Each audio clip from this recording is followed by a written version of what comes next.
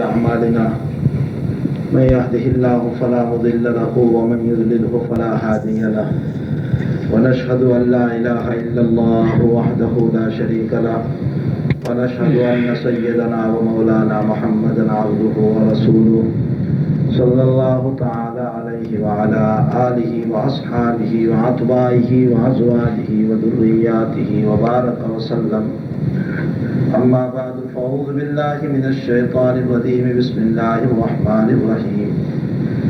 لقد كان لكم في رسول الله أسوة حسنة. وقال النبي صلى الله تعالى عليه وسلم إنما بعثت معلما. وقال النبي صلى الله تعالى عليه وسلم بعثت لأتمم مكارم الأخلاق. وعن النبي صلى الله عليه وسلم انه قال انما انا قاسم والله يعطي. رواہ البخاری. بزرگان محترم،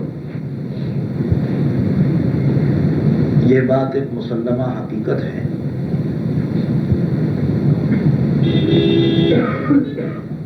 کہ انسان سے متعلق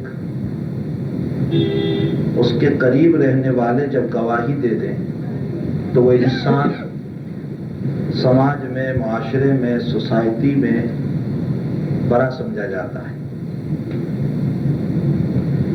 اور ظاہر سی بات ہے کہ اپنوں کی گواہی یہ بڑی مشکل ہوا کرتی ہے. جو قریب کے ہوتے ہیں وہ فوری طور پر مان لیں یہ مسئلہ مشکل ہے. لطیفہ برسوں سے سنتے چلے آئے، آپ نے بارہا سنا ہوگا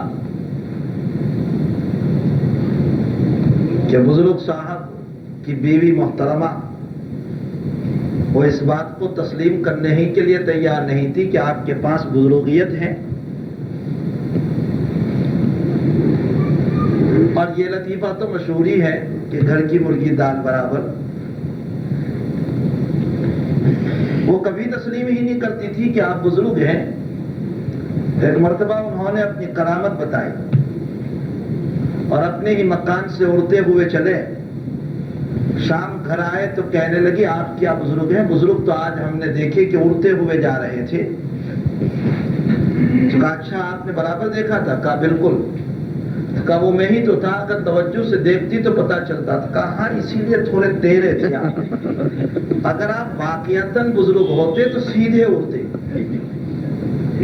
اپنے جو ہیں بہت کم جلد تسلیم کرتے ہیں، لیکن میرے آقا کی ذات گرامی ایسی ہیں کہ اپنوں نے پہلے تسلیم کیا صلی اللہ تعالی علیہ وسلم.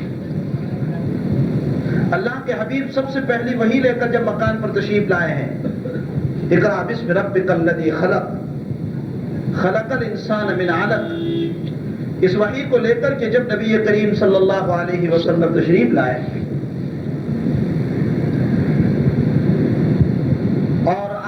اس وحی کو خدیجۃ الکبریٰ رضی اللہ تعالی عنہا کے سامنے پیش فرمایا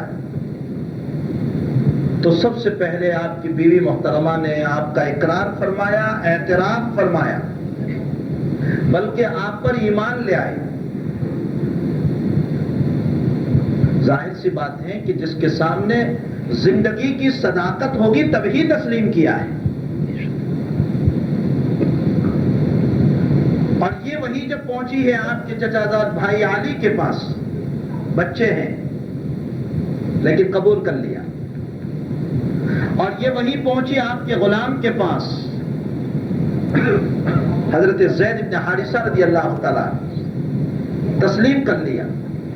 اور یہ وہی پہنچی آپ کے ساتھی، آپ کے دوست، آپ کے رفیق، ہر وقت کے ساتھ رہنے والے صدیق اکبر رضی اللہ تعالیٰ عنہ کو تسلیم کر لیا. یہ اپنے تھی، یہ قریب کے رہنے والے تھے اور قریب والے حالات سے خوب واقف ہوتے ہیں. ظاہر سی بات ہے کہ ان لوگوں کا فوری طور پر وحی کو قبول کر لینا یہ اس بات کی دلالت ہے کہ یہ اس بات کی گواہی ہے کہ یہ لوگ اللہ کے حبیب پاک صلی اللہ علیہ وسلم کی صداقت سے واقف تھے. یہی وجہ ہے کہ ہمارے اکابرین میں حضرت میاں اصغر حسین صاحب رحمۃ اللہ علیہ جن سے متعلق اکابرین دیوبند میں مشہور ہیں کہ وہ مادرزاد ولی تھی، ماں کے پیٹ سے ولی پیدا ہوئے تھی، انتہائی درجہ صالح، انتہائی درجہ نیک، انتہائی درجہ تقوی، طہارت، زندگی انتہائی درجہ پاکیزہ، جن کی مزار بھی ہمارے آپ کے گجرات میں راندیر میں جن کی مزار ہے۔ پیدا تو ہوئے دیوبند میں، زندگی وہیں گزاری، لیکن راندیر کا ان کا دورہ ہوا تھا اور وہیں پر شدید بیمار ہو گئے اور وہیں پر حضرت کا انتقال ہو گیا۔ اسی گورے غریبہ میں حضرت کی قبر ہے، راندیر کے قبرستان میں۔ اسی لیے استاد محترم حضرت مولانا احمد اللہ صاحب رحمۃ اللہ علیہ سے ہم نے بارہا سنا، اگرچہ ہم نے پڑھا نہیں براہ راست، اس لیے کہ حضرت کے وصال کے وقت ہم عربی چہارم میں تھے، لیکن حضرت کی مجلس میں ہم نے یہ جملہ حضرت سے بارہا سنا کہ راندیر زندوں کے اعتبار سے بھی مالدار ہیں اور مردوں کے اعتبار سے بھی مالدار ہیں، اس لیے کہ کبار اکابرین وہاں سوئے ہوئے، بڑے اہل اللہ وہاں سوئے ہوئے۔ بہرحال مجھے یہ عرض کرنا ہے کہ حضرت میاں اصغر حسین صاحب رحمۃ اللہ علیہ، آپ کی بہت ساری کتابیں بھی ہیں، مثلا اردو میں اس وقت حضرت کی کتاب آئی ہے روایات موضوعہ، حضرت کی دوسری کتاب اس وقت آئی ہے دنیا کی حقیقت، حضرت کی تیسری کتاب آئی ہے آخرت کی حقیقت، اور اس کتاب کو جب پڑھتے ہیں تو واقعتاً ہمیں آخرت کا استحضار ہوتا ہے، اور یہ یقینی بات ہے کہ رائٹر کا اثر اس کی تحریر میں آتا ہے، لکھنے والے کا اثر اس کے کلام میں آتا ہے۔ آپ میں زہد و تقویٰ تھا تو آپ کی کتابوں سے بھی جب پڑھتے ہیں تو انسان کی آنکھوں سے آنسو جاری ہو جاتے ہیں۔ یہ فرما رہے ہیں کہ اللہ کے حبیب پاک صلی اللہ تعالی علیہ وسلم کی زندگی دودھ سے زیادہ سفید تھی اور شہد سے زیادہ میٹھی تھی، دودھ سے زیادہ سفید اور شہد سے زیادہ میٹھی۔ آقا صلی اللہ تعالی علیہ وسلم نے اپنی لسان مبارک، اپنی زبان مبارک سے کسی کو تکلیف نہیں پہنچائی۔ ابھی جب مولانا اعلان کر رہے تھے تو میرے ذہن میں اسی وقت ایک مضمون آ گیا، بس یہ یوں سمجھیے کہ آپ کی برکت تھی کہ ذہن میں آ گیا۔ اللہ کے حبیب پاک صلی اللہ تعالی علیہ وسلم کو شاعر کہا گیا، آپ کو ساحر کہا گیا، آپ کو جادوگر کہا گیا، آپ کو شاعر کہا گیا، بلکہ آپ کے کلام کو شعر کہا گیا۔ آپ سے متعلق ایسی ایسی باتیں کہی گئی۔ صلح حدیبیہ کے موقع پر بخاری شریف کی روایت ہے، عروہ ابن مسعود ثقفی اہل مکہ کی طرف سے جب بات کرنے کے لیے نبی کریم صلی اللہ علیہ وسلم کی خدمت میں حاضر ہو رہا ہے تو اللہ کے حبیب کو یوں کہہ رہا ہے کہ اے محمد صلی اللہ علیہ وسلم، یہ جتنے تیرے پاس بیٹھے ہوئے ہیں یہ سب کھانے والے ہیں۔ بخاری شریف کی روایت ہے یہ سب کھانے والے ہیں، یہ تیرے پاس کھانا ملتا ہے اس لیے ہے، وقت آئے گا تو یہ تجھے چھوڑ کر چلے جائیں گے، تو ان پر اعتماد نہ کر، ان پر بھروسہ نہ کر، اور اگر تو نے ان پر بھروسہ کیا تو تو خسارے میں رہے گا، تو نقصان میں رہے گا۔ صدیق اکبر رضی اللہ تعالیٰ عنہ نے اس کے اس کلام کو سن کر کے اس کا جواب دیا۔ صدیق اکبر نے فرمایا کہ امسس بزر اللہ، بس میں اس کا ترجمہ نہیں کرتا ہوں۔ صدیق اکبر رضی اللہ تعالیٰ عنہ نے بہرحال سخت جملہ کہا، بخاری شریف کی روایت ہے، آپ نے فرمایا امسس بزر اللہ، لیکن اللہ کے حبیب پاک صلی اللہ علیہ وسلم کی زبان سے کوئی لفظ نہیں نکلا۔ آپ نے نکیر میں کوئی جواب نہیں دیا، آپ خاموش رہے۔ آپ کو شاعر کہا، آپ کو ساحر کہا، آپ کو مجنون کہا، آپ کو پاگل کہا، آپ کو دیوانہ کہا، آپ کو بناوٹی قرآن لانے والا کہا، اور نہ معلوم کیسے کیسے القاب سے آپ کو نوازا گیا۔ اللہ کے حبیب نے اپنی زبان سے کسی کو کوئی کلمہ نہیں کہا. میرے آقا کی یہ زندگی مجھ کو اور آپ کو تعلیم دیتی ہے کہ ہمیں بھی چاہیے اپنی زبان سے کسی کو تکلیف نہ پہنچائے. ممکن ہے کہ کوئی ہم پر کوئی طعنہ کر دے، ممکن ہے کہ کوئی ہم کو کوئی بات کہہ دے، ہم اپنے دماغ میں یہ سمجھ لیں کہ اس کو اس کا علم نہیں ہے اس لیے وہ ہم کو کہہ رہا ہے. اللہ کے حبیب نے اہل طائف کے باب میں یہی کہا تھا، اللہم اہد قومی فإنہم لا یعلمون. یا اللہ یہ لوگ جو مجھے کہہ رہے ہیں شاعر اور ساحر اور مجنون اور پاگل اور دیوانہ، ان کو علم نہیں ہے اس لیے کہہ رہے ہیں. میرے اللہ تو ان کو ہدایت دے دے، پھر یہ لوگ نہیں کہیں گے. اللہ کے حبیب پاک صلی اللہ تعالیٰ علیہ وسلم کی یہ زندگی مجھ کو اور آپ کو یہ بتا رہی ہے کہ ہماری زبان سے بھی کسی کو تکلیف نہ پہنچے، ہمارے فعل سے بھی کسی کو تکلیف نہ پہنچے، ہمارے ہاتھ سے بھی کسی کو تکلیف نہ پہنچے. المسلم من سلم المسلمون من لسانہ ویدہ. کامل مسلمان وہ ہیں جس کی زبان سے، جس کے ہاتھ سے کسی کو تکلیف نہ پہنچے. کوئی ایسا کلمہ ہم نہ بول دیں کہ کسی کے دل کو ٹھیس پہنچ جائے. اور اگر کسی نے کوئی کلمہ کہہ دیا تو اس صورت میں ہم اپنی زبان کو خاموش کر لیں، اس کا جواب نہ دیں اور اللہ سے یہ کہہ دیں اس نے ناواقفی میں کہا. عرض کرنے کا منشا میرا یہ ہے کہ اللہ کے حبیب کی زندگی جو ہے دودھ سے زیادہ سفید اور شہد سے زیادہ میٹھی تھی. اور مزید آپ کی نبوت پر جیسے چند دلائل میں نے کل پیش کیے تھے، مزید ایک دلیل آپ کے سامنے پیش کرو تاکہ ہمارا دماغ اور کھل جائے اور ہونے والے اشکال کا مزید ہمارے پاس جواب آ جائے. دنیا میں بڑے بڑے جنرل گزرے، دنیا میں بڑے بڑے بادشاہ گزرے، دنیا میں بڑے بڑے عالم گزرتے ہیں، بڑے بڑے رائٹر اور مصنف گزر رہے ہیں، اور تمام سے متعلق اخیر میں ایک جملہ یہ کہا جاتا ہے یہ بادشاہ بہت بڑا تھا، اس نے فلاں فلاں ملک کو فتح کیا، ابھی اور زندگی باقی رہتی تو اور کام کر لیتا. اس کا مطلب یہ ہے کہ اس کا کام ناقص رہا. ایک مصنف جب کتاب لکھ رہا ہے اور اس کی زندگی میں بہت ساری کتابیں ہیں، آپ نے بہت سی مرتبہ بہت سارے علماء سے سنا ہوگا علامہ انور شاہ کو اور زندگی ملتی تو وہ اور کام کرتے، اور امام غزالی کو اور زندگی ملتی تو وہ اور کام کرتے، اور امام بخاری کو اور زندگی ملتی تو وہ اور کام کرتے. زندگی نے وفا نہیں کی اس لیے وہ دنیا سے چلے گئے. اس کا مطلب یہ نکلا کہ کام ان کا ادھورا رہ گیا. اسی طریقے سے تمام کی زندگیوں کو آپ اٹھا کر کے دیکھ لیں، ہر ایک کے بعد میں جو بڑا ہوتا ہے جب اس دنیا سے چلا جاتا ہے تو اس سے متعلق یہی کہا جاتا ہے کام ناقص رہ گیا، کام ادھورا رہ گیا. اگر زندہ رہتا تو اور بھی یہ کام کر لیتا، اس میں اور ترقی ہو جاتی. لیکن صرف اور صرف میرے آقا صلی اللہ تعالیٰ علیہ وسلم ہیں جن سے متعلق آپ کے انتقال سے پہلے یہ کہہ دیا گیا الیوم اکملت لکم دینکم واتممت علیکم نعمتی ورضیت لکم الاسلام دینا. آپ کا دین مکمل اور کامل ہو گیا اور ایک جز بھی آپ کے دین کے اندر باقی نہیں رہا ہے. کوئی یہ نہیں کہہ سکتا کہ اللہ کے حبیب دنیا سے تشریف لے گئے اور دین ناقص رہ گیا. کوئی یہ نہیں کہہ سکتا کہ آپ دنیا میں رہتے تو اور اس میں اضافہ ہو جاتا، اور اضافہ ہونے کا مطلب یہ ہے کہ آپ کی شریعت ناقص ہے.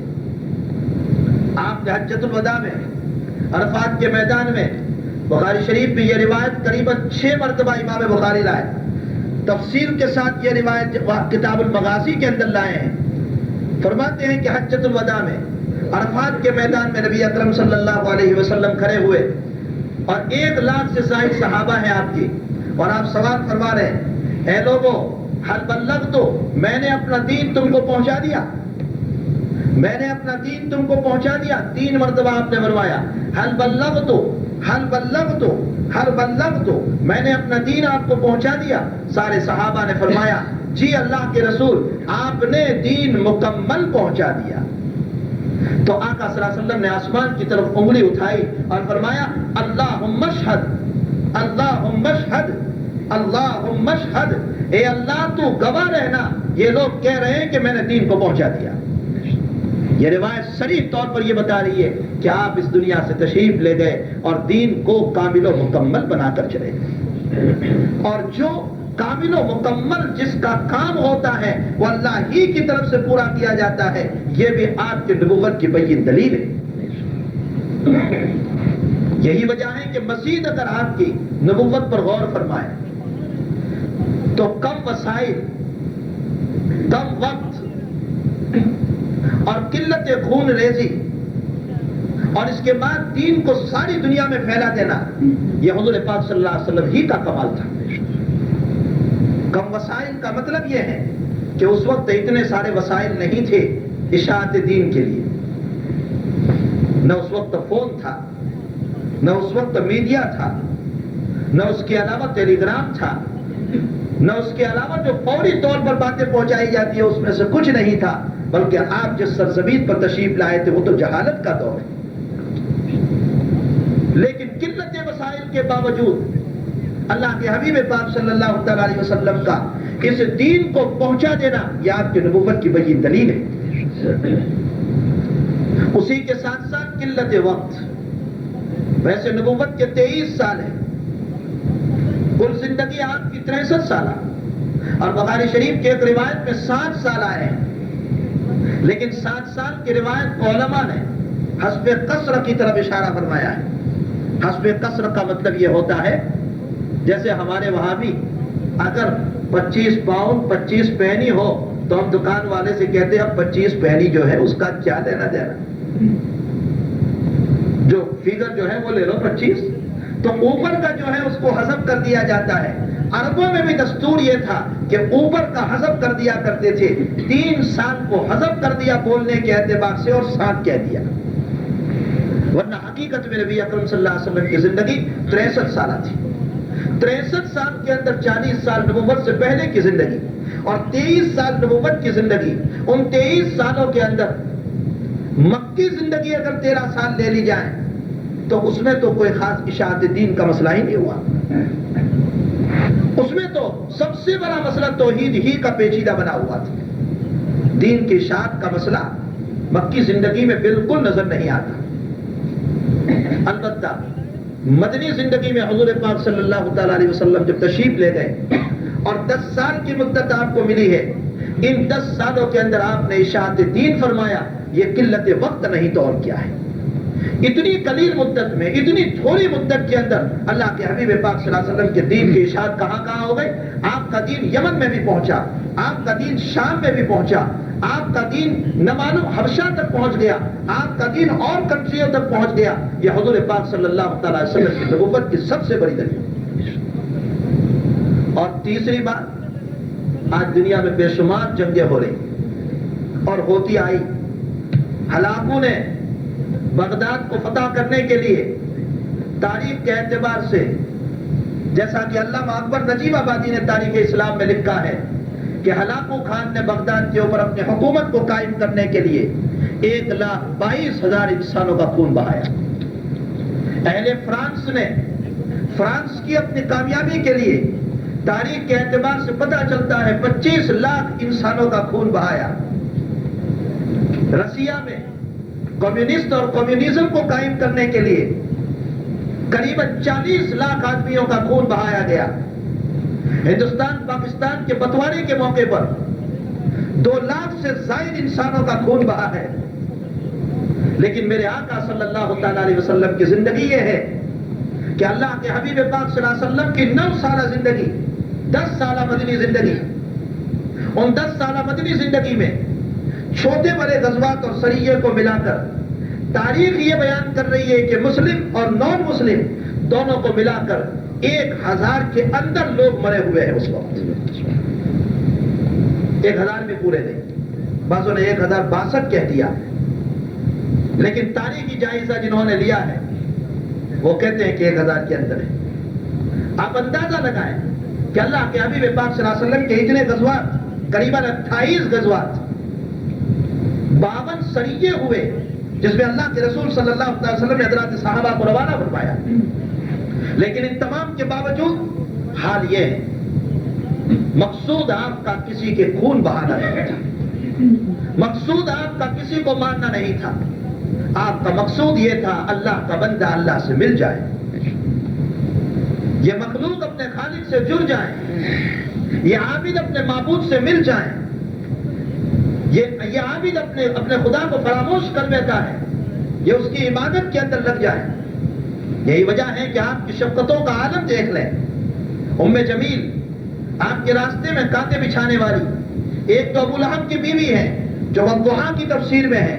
ایک ام جمیل نامی اور ایک عورت تھی جو آپ کی دشمن تھی. ابو داؤد شریف کے اندر روایت ہے وہ آپ کے راستے میں کانٹے بچھاتی تھی. چند دنوں تک نظر نہیں آئی. نبی کریم صلی اللہ علیہ وسلم نے سوال فرمایا تو کہا بیمار ہیں, کانٹے بچھانے والی کی عیادت کے لیے اللہ کے حبیب تشریف لے گئے. بہت آسان ہے یہ واقعات بول دینا, بہت آسان ہے آج, لیکن میں اور آپ تھوڑی دیر اپنا گریبان چھکا کر کے دیکھ لیں کہ ہم کتنے دوسروں کو معاف کرنے والے ہیں. ہمارے جذبات انتقامی ہیں کہ ہم کب بدلہ لے لیں, کب موقع مل جائے اور اس سے بدلہ لیں. ایک بدو صحابی, دیہاتی صحابی, بخاری شریف کتاب الطہارت کی روایت ہے ابواب المساجد کی, مسجد میں آئے, آداب مسجد سے ناواقف, مسجد میں بیٹھ کر پیشاب کر دیا. صحابہ اس کو بھگانے لگے. آقا صلی اللہ علیہ وسلم نے فرمایا پیشاب کر لینے دو اس کو, اس لیے کہ اگر تم اس کو بھگاؤ گے تو دو خرابی ہوگی.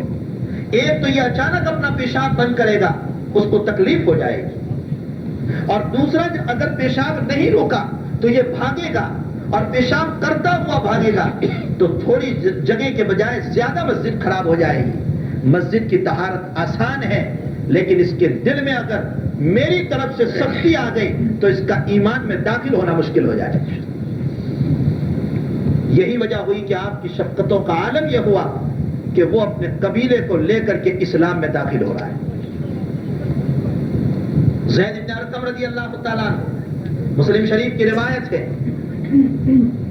کتاب الصلاۃ کی, کتاب الکلام فی الصلاۃ کی روایت ہے. زید بن ارقم فرماتے ہیں کہ آیت نازل ہو چکی تھی, قوموا للہ قانتین, نماز میں خاموش کھڑے رہو, اور مجھے علم نہیں تھا کہ یہ آیت اتری ہے. میں مسجد میں گیا, ایک پڑوسی کو چھینک آئی, میں نے کہا الحمدللہ. اس نے مجھے گھور کر دیکھا, میں نے کہا تیری ماں تجھ کو روئے, میں تیری چھینک کا جواب دے رہا ہوں یرحمک اللہ, اور تم اس کو گھور کر دیکھ رہا ہے. نماز ہی میں بول رہے ہیں. انہوں نے پھر گھور کر دیکھا, یہ خاموش ہو گئے. فراغت صلاۃ پر حضور پاک صلی اللہ علیہ وسلم نے فرمایا من تکلم, کس نے بات کی تھی؟ زید بن ارقم فرماتے میں کھڑا ہو گیا, میں نے کہا یا رسول اللہ صلی اللہ علیہ وسلم میں نے بات کی تھی. آپ نے اپنے قریب مجھ کو بلایا اور میرے کندھے پر ہاتھ رکھ کر مجھے نصیحت فرمائی.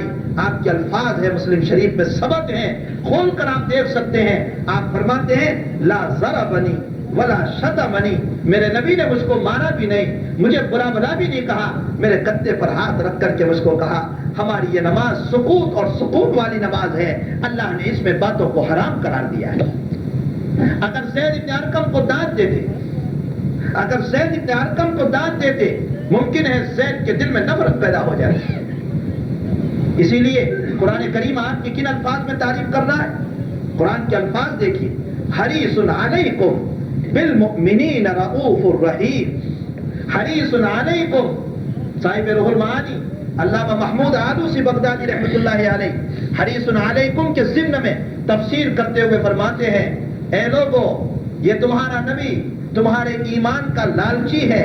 اور لالچی کس کو کہتے ہیں؟ جو کسی کے پیچھے دوڑ رہا ہو. علامہ آلوسی فرماتے ہیں اے لوگو, تمہارا نبی تمہارے پیچھے دوڑ رہا ہے تاکہ تم کو جہنم سے نکال کر کے جنت میں لے آئے. اور اس پر بخاری شریف کی روایت بھی آپ نے پیش فرمائی ہے.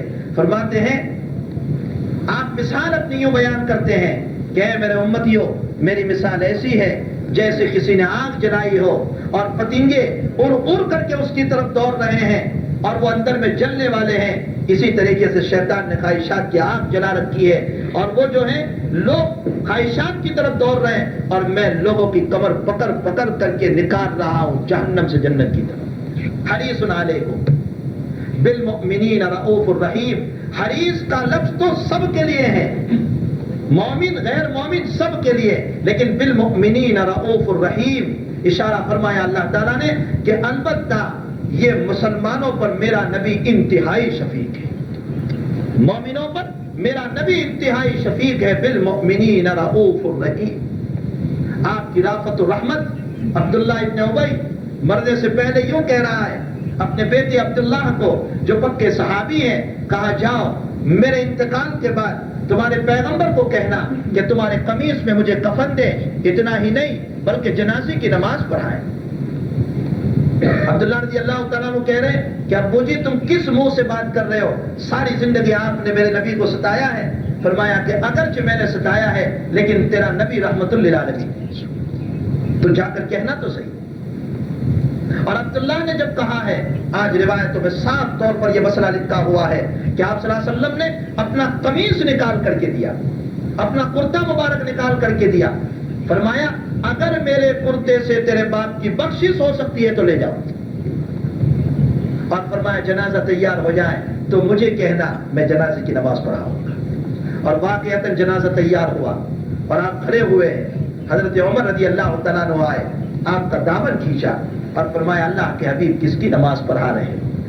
اس نے تو آپ پر تہمت لگائی، عائشہ پر تہمت لگائی، انتہائی درجہ کمینہ انسان، اس کی آپ نماز پڑھا رہے ہو، حالانکہ اللہ نے آپ کو منع کیا ہے۔ فرمایا کہاں منع کیا مجھے؟ کہا اللہ نے یہ نہیں کہا استغفر لہم او لا تستغفر لہم ان تستغفر لہم، ابھی 2 دن پہلے تراویح میں گزرا، استغفر لہم او لا تستغفر لہم ان تستغفر لہم 70 مرۃ فلن یغفر اللہ لہم۔ پیغمبر آپ ان کے لیے استغفار کریں یا نہ کریں، اگر آپ 70 مرتبہ استغفار کریں گے تو بھی ان کے لیے قبول نہیں۔ تو آقا کا جواب سنیے، فرمایا 70 مرتبہ سے اگر اس کی بخشش نہیں ہوگی تو میں 100 مرتبہ استغفار کروں گا۔ لیکن آپ نے جنازے کی نماز پڑھائی۔ بہت آسان ہے میرے بھائیو ان واقعوں کو بول دینا، بہت آسان ہے ان واقعوں کو سن لینا، لیکن بڑا مشکل ہے کہ میرے دشمن کے ساتھ میں حسن سلوک کروں۔ بہت مشکل ہے کہ میرا دشمن میرے پنجے میں آ جائے اور پھر میں اسے معاف کر دوں، میرے خلاف بولنے والا میرے ہاتھ میں آ جائے اور میں اسے چھوڑ دوں۔ بخاری شریف کی روایت ہے، اللہ کے حبیب پاک صلی اللہ علیہ وسلم کے اونٹ جنگل میں رہتے تھے۔ صبح صبح سلمہ ابن اقوا رضی اللہ تعالیٰ اور اللہ کے حبیب کے غلام حضرت رباح رضی اللہ تعالیٰ ان سے فرمایا کہ جاؤ وہاں اونٹنیاں دیکھ کر کیا کوئی مسئلہ تو پیش نہیں آیا۔ یہ لوگ جا رہے ہیں، وہاں دیکھا کہ کوئی اونٹنی بھگا لے گیا ہے۔ آپ نے رباح سے فرمایا کہ تم جا کر حضور کو اطلاع دو اور میں یہیں سے زور سے آواز لگا کر کے میں روانہ ہوتا ہوں۔ سلمہ ابن اقوا بڑے دوڑنے والے تھے، آپ سے متعلق مورخین نے لکھا ہے کہ آپ اتنی تیزی سے دوڑتے تھے کہ کبھی کبھی تو گھوڑا بھی پیچھے رہ جایا کرتا۔ آپ نے کہا میں جا رہا ہوں ان کے پیچھے، نقشے قدم کو تلاش کرتے ہوئے چلے اور پتھر مارتے جا رہے ہیں ان اونٹنیوں کے بھگانے والوں کو۔ وہ لوگ بوجھ کو ہلکا کرتے جا رہے ہیں، اپنی چادریں پھینکتے جا رہے ہیں اور سلمہ اس پر پتھر رکھتے چلے جا رہے ہیں۔ یہ ہوئی، یہ 2 ہوئی، یہ 3 ہوئی، یہاں تک کہ وہ لوگ اپنے سارے سامان کو چھوڑتے جا رہے ہیں تاکہ وزن ہلکا ہو جائے، بھاگنے میں سہولتیں ہو جائیں، اونٹنیاں چھوڑتے چلے جا رہے ہیں۔ اتنے میں اللہ کے حبیب پاک صلی اللہ علیہ وسلم چند صحابہ کو لے کر کے آ گئے۔ سلمہ رضی اللہ تعالیٰ عنہ سے ملاقات ہوئی، فرمایا یا رسول اللہ صلی اللہ علیہ وسلم ان کو میں نے خوب تھکایا ہے، ان کو سانس بھی لینے نہیں دیا، ان کو پانی بھی پینے نہیں دیا۔ بخاری شریف میں تو صرف 12 لکیروں میں یہ روایت ہے، امام مسلم نے 4 صفحے میں اس روایت کو ذکر فرمایا ہے۔ فرمایا اللہ کے حبیب میں نے ان کو پانی بھی نہیں پینے دیا، ان کو کھانے بھی نہیں دیا ہے، بس یہ صحابہ کو آپ میرے ساتھ کر دیجئے، ابھی ان کو ہم پکڑ لیتے ہیں، یہ پانی پینے کے لیے گھاٹ پر اتریں گے، یہ کھانے کے لیے گھاٹ پر اتریں گے، ابھی پکڑے جائیں گے اور ابھی ان کو ہم آپ کے قدموں میں ڈال دیتے ہیں۔ اللہ کے حبیب کے الفاظ سنیے، سلمہ اذا ملکت فاسجع، سلمہ اذا ملکت فاسجع، فرمایا سلمہ جب تیرے دشمن پر تیرا قابو ہو جائے تو چھوڑ دے اسے۔ بہت آسان ہے ان الفاظ کو بول لینا۔ میں اپنے طلباء کو جب ان روایتوں پر پہنچتا ہوں تو کہتا ہوں اپنی زندگی کو ایسی بنانا، بڑے سے بڑا دشمن بھی اگر کسی موڑ پر تمہارے سامنے آ جائے تو معاف کر دینا۔ خدا پاک کی قسم اللہ وہ عزت دے گا کہ ہم تصور نہیں کر سکتے۔ شرط یہ ہے کہ حضور پاک صلی اللہ تعالیٰ علیہ وسلم کی اس زندگی کے اوپر ہم آ جائیں۔ تو عبداللہ ابن ابی کا واقعہ آپ دیکھ لیں، اللہ کے حبیب پاک صلی اللہ علیہ وسلم کی شفقتیں اور ان کے علاوہ تاریخ بھری پڑی ہے بے شمار واقعات سے۔ ابو ذر غفاری رضی اللہ تعالیٰ عنہ اتنا بڑا آدمی ویسے ہی ایمان لے آیا۔ حضرت عمر رضی اللہ تعالیٰ عنہ اتنا بڑا آدمی، کون تھا اس کو قتل کرنے والا، لیکن عمر جیسا عمر بغیر کسی بات کے اسلام لے آیا۔ حضرت خالد بن ولید رضی اللہ تعالیٰ عنہ کی بہادری تو مشہور و معروف ہے، اتنا بڑا بہادر آدمی، اللہ کے حبیب پاک صلی اللہ علیہ وسلم نے اس کی طرف کوئی لشکر نہیں بھیجا خالد کی طرف، لیکن خالد بن ولید رضی اللہ تعالیٰ اس کے باوجود اسلام قبول کر رہے ہیں اور زبردست اللہ کے راستے کے دعوت و تبلیغ کرنے والے یہ بنے۔ عرض کرنے کا منشا یہ ہے، اللہ کے حبیب کے پاس اگر تلوار تھی تو وہ آپ کے اخلاق کی تلوار تھی، آپ کے کیریکٹر کی تلوار تھی، اور آپ نے اپنی اس تلوار کے ذریعے سے، اپنے اخلاق کی تلوار کے ذریعے سے، اپنے کیریکٹر کے ذریعے سے، اخلاق حسنہ کے ذریعے سے لوگوں کے دلوں کو اپنے ماتحت میں ایسا تابع کر لیا تھا کہ حضور پاک صلی اللہ تعالیٰ علیہ وسلم جیسا کامل و مکمل اخلاق والا دنیا کے اندر نظر نہیں آتا۔ اسی لیے آپ خود فرماتے ہیں انما بعثت معلما، میں استاد بنا کر کے بھیجا گیا ہوں۔ آپ فرماتے ہیں بعثت لاتمم مکارم الاخلاق، میں اچھے اخلاق سکھانے والا بنا کر کے بھیجا گیا۔ اللہ آپ کے بات میں یوں کہہ رہا ہے، اگر تم اپنی زندگی میں سیمپل اور نمونہ چاہتے ہو، اگر کوئی سیمپل اور نمونہ چاہتے ہو، لقد کان لکم فی رسول اللہ اسوۃ حسنہ، جو انسان جس مرحلے میں اگر اپنا نمونہ شریعت کے مطابق بنانا چاہے، حضور پاک صلی اللہ علیہ وسلم کی زندگی موجود ہے۔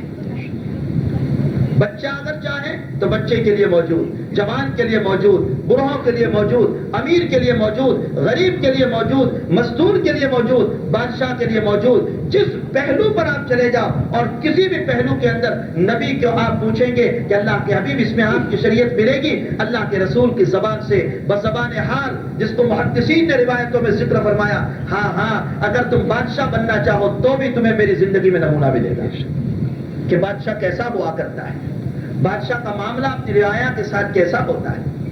اگر تم غریب ہو تو تمہیں غربت کے اندر نبی کریم صلی اللہ علیہ وسلم کی زندگی ملے گی کہ غریب انسان کی زندگی کیسی ہوتی ہے، وہ کیسا صبر کرنے والا ہوتا ہے۔ اگر تم شوہر ہو تو اس میں بھی تم کو زندگی ملے گی کہ شوہر کی زندگی حضور پاک صلی اللہ علیہ وسلم کے مطابق کیسی بنائی جا سکتی ہے۔ عرض کرنے کا منشا یہ ہے میرے بھائیوں کہ جس موڑ پر آپ چلے جائیں، پیارے آقا صلی اللہ تعالیٰ علیہ وسلم کی زندگی میرے اور آپ کے لیے اسوہ اور نمونہ ہے۔ آپ خود فرماتے ہیں انما انا قاسم واللہ یعطی، اللہ دینے والا ہے، میں تقسیم کرنے والا ہوں، اور میں نے امت میں اتنا تقسیم کیا ہے کہ امت یہ نہیں کہہ سکتی ہے کہ میں نے دین کا کوئی حصہ چھپا دیا۔ آقا صلی اللہ تعالیٰ علیہ وسلم نے دین کا کوئی حصہ چھپایا نہیں ہے۔ اس لیے میرے بھائیوں، آپ کی زندگی ایک کامل و مکمل زندگی ہے۔ آپ کی زندگی میں کوئی جس انداز سے آپ کو دیکھنا چاہے اسی انداز سے آپ کو ملے گا۔ اسی لیے دشمنان اسلام آپ کے متعلق اور طرح تو کہہ سکتے ہیں، لیکن آپ کے اخلاق پر کبھی انگلی نہیں اٹھا سکتے۔ اور یہ تو بہت دور کی بات، آپ کے زمانے کے لوگوں کو بھی آپ پر انگلی اٹھانے کا موقع نہیں ملا۔ کسی نے ابو جہل سے سوال کر لیا کہ محمد کی زندگی پر تجھے کوئی اشکال کا؟ بس اشکال ایک ہی ہے کہ میں اس کی نبوت کو نہیں مانتا، ورنہ میں اس کی صداقت کو مانتا ہوں۔ الفضل ما شہدت بہ الاعداء، فضیلت تو یہ ہے کہ دشمن گواہی دے دے، یہ سب سے بڑی فضیلت ہے۔ فضیلت یہ نہیں ہے کہ میرے اپنے میری تعریف کرتے پھرے، اپنے تو کبھی تعریف کر دیا کرتے ہیں لیکن دشمن جلدی تعریف نہیں کرتا۔ حضرات صحابہ کرام رضوان اللہ تعالی اجمعین کی زندگی، اکابرین کی زندگی، اولیاء اعظام کی زندگی، ان تمام کے تمام ہمارے بزرگوں نے اپنے آپ کو نبی کریم صلی اللہ علیہ وسلم کی زندگی پر ڈالا ہے۔ میرے بھائیوں، دنیا میں اس سے بڑھ کر کامل و مکمل انسان کوئی نہیں ہے۔ آپ دنیا سے چیلنج کر لیں کہ اس طرح کا اگر کوئی کامل انسان تم کو مل جائے، اور جب کوئی نہیں ملے گا تو لامحالہ اسی کامل و مکمل کی اتباع ہم کو کرنا ہے، انہی کی پیروی کرنا ہے، انہی کے نقش قدم پر چلنا ہے۔ اور نقش قدم پر کیسے چلیں گے؟ نقش قدم پر چلنے کا مطلب نہیں ہے کہ میں یہاں تقریر کر دوں اور میں نقش قدم پر چل پڑا اور آپ نے سن لیا اور آپ نقش قدم پر چل پڑے۔ یہ نقش قدم پر چلنا نہیں ہے، بلکہ ہم سب اپنی زندگیوں میں نبی کریم صلی اللہ علیہ وسلم کے اخلاق کو اپنائیں، اتاریں، اور جس موڑ پر آپ نے جیسی ہم کو تعلیم دی، مثلا زبان کے باب میں آپ نے فرمایا اپنی زبان کو کنٹرول میں رکھو، امسک علیک لسانک، تمہاری زبان سے کسی کو تکلیف نہ ہو، تم ایسی کڑوی بات نہ بولو جس کی بنیاد پر کسی کو تکلیف ہو جائے۔ مفتی شفیع صاحب رحمۃ اللہ تعالیٰ علیہ ایک عجیب بات فرماتے ہیں، کہا سانپ تو زہریلا ہوتا ہی ہے، ڈنک مارتا ہے تو انسان مر جاتا ہے، لیکن بعض انسانوں کی زبان بھی دمکیلی ہوتی ہے، بعض انسانوں کی زبان بھی زہریلی ہوتی ہے۔ فرمایا کہ بعض انسان جب کڑوے الفاظ بولتے ہیں تو کسی کے قلب پر زہر لگ جایا کرتا ہے۔ اور یاد رکھیں، ایک مومن کی عزت بہت قیمتی ہے، اسی لیے حضرت عمر رضی اللہ تعالیٰ عنہ کعبۃ اللہ کا طواف فرما رہے ہیں اور یوں کہہ رہے ہیں اور بوسہ دے رہے ہیں حجر اسود کو اور یوں کہہ رہے ہیں کہ اے کعبہ تو پتھر کا بنا ہوا ہے، لا تنفع منک ولا تضر، تجھ سے نفع بھی نہیں پہنچ سکتا، تجھ سے نقصان بھی نہیں پہنچ سکتا۔ اگر میں نے اپنے نبی کو بوسہ دیتے ہوئے نہ دیکھا ہوتا تو میں بوسہ نہ دیتا۔ اور پھر ابن قیم جوزی رحمۃ اللہ علیہ جو روایات کے باب میں بڑے متشدد ہیں، وہ فرماتے ہیں آگے حضرت عمر نے یہ بھی فرمایا، اے کعبہ مومن کی عزت تجھ سے بھی زیادہ قیمتی ہے، اس لیے کہ تجھے توڑنے کے بعد بنایا جا سکتا ہے لیکن مومن کے دل کو زخمی کرنے کے بعد دوبارہ نہیں جوڑا جا سکتا۔ ذراحات السنان لها القیام ولا یلتام ما جرح اللسان، تلوار کا زخم اچھا ہو سکتا ہے، زبان کا زخم جلدی اچھا نہیں ہوتا۔ جو زخم کر جاتا ہے قلب پر وہ جلدی اچھا نہیں ہوتا۔ اس لیے حضور پاک صلی اللہ علیہ وسلم کی لسان مبارک سے ہمیں جو تعلیم ملی ہے، ہم اپنی زبان کو کنٹرول میں رکھیں، اپنے کاموں سے تکلیف نہ ہو، اپنے فعل سے تکلیف نہ ہو، اپنی زندگی سے تکلیف نہ ہو، اپنا معاشرہ صحیح ہو، اپنے اخلاق صحیح ہو، اپنے برادروں سے اچھے تعلق ہو، اپنے ہم وطن سے اچھے تعلق ہو، جس ملک میں رہتے ہیں اس ملک کے قوانین کے ہم فالو کرنے والے ہو، اس ملک کے قوانین کو ہم ماننے والے ہو، اس کے اندر دو نمبری کا کام کرنے والے نہ ہو، یہ بھی اسلام کو بدنام کرنے کی ایک سازش ہے۔ اس سے بھی اسلام بدنام ہو، کوئی اس طرح کا طریقہ نہ اپنائے جس کی بنیاد پر میرا آپ کا اسلام بدنام ہو جائے۔ آج ہم نے چند کوڑیوں کے خاطر جو طریقے ایجاد کر رکھے ہیں کہ دو نمبری کے یہ کام فلاں کام فلاں کام، ان کے سامنے جب ہمارے کام آتے ہیں تو یہ لوگ کہتے ہیں کیا تمہارا اسلام یہی سکھاتا ہے؟ میرا اور آپ کا اسلام ہمارے اخلاق ہمارے کرتوت کی وجہ سے بدنام ہو گیا۔ ابھی آپ نے سنا ہوگا یہاں کے اخبار میں، معلوم نہیں آیا یا نہیں آیا، بمبئی کے بہت بڑے کلکٹر صاحب اسلام لائے ابھی 3 مہینہ پہلے، بہت بڑا کلکٹر ہے، اسلام لایا اور وہ یوں کہہ رہا ہے میں مسلمان کو دیکھ کر اسلام نہیں لایا، میں قرآن اور نبی کی تعلیم کو دیکھ کر اسلام لایا۔ بہت اچھا ہوا کہ اس نے ہم کو نہیں دیکھا، اگر ہم کو دیکھتا تو شاید ایمان نصیب نہ ہوتا اسے۔ ہمارے کرتوت ایسے ہیں کہ اس کو اسلام نصیب نہ ہوتا، اس نے قرآن اور حدیث کو دیکھا جس کی بنیاد پر اسے اسلام نصیب ہوا۔ ہمیں چاہیے کہ ہم اپنے اچھے اخلاق بنانے والے ہو، اور کیسے اخلاق؟ ہمارے اکابرین نے اللہ کے حبیب کے اخلاق کو کیسے اپنایا؟ صحابہ، تابعین، تبع تابعین، بزرگان دین، اولیاء اعظام، اکابرین دیوبند تک۔ میں انشاءاللہ آئندہ کل کی مجلس میں اس کو پیش کروں گا۔ اللہ تبارک و تعالی ہم تمام کو حضور پاک صلی اللہ علیہ وسلم کی سنتوں پر چلنے کی توفیق نصیب فرمائے۔ وآخر دعوانا الحمدللہ رب العالمین۔ اللہ